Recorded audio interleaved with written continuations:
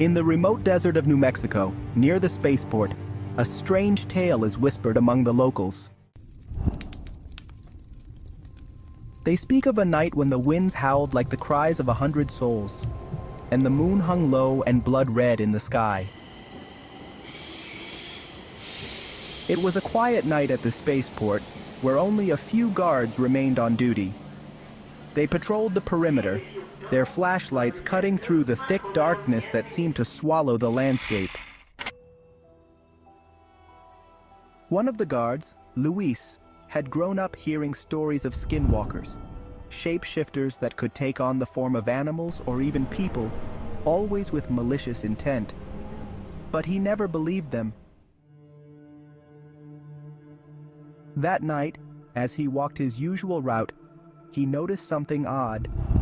A coyote stood in the distance, watching him. Its eyes glowed unnaturally bright in the dark. He shined his light on it, and the creature didn't flinch.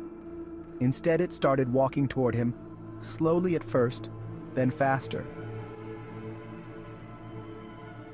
Suddenly, it stopped, and before his eyes it began to change.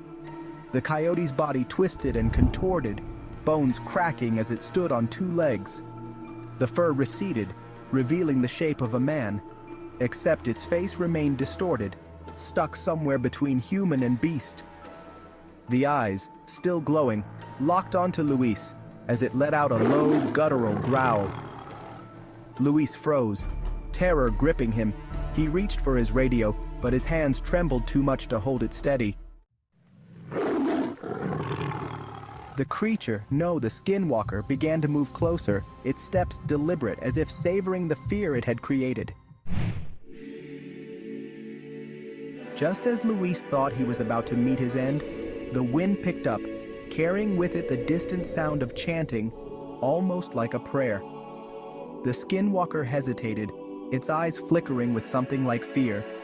Then, with a final piercing scream that echoed across the barren desert, it turned and ran, disappearing into the night. Luis never spoke of that night again, but he left the spaceport shortly after. The other guards noticed the way he would avoid the dark, how he seemed haunted by something unseen. And though they asked him, he would only say, "Some things in the desert are better left alone."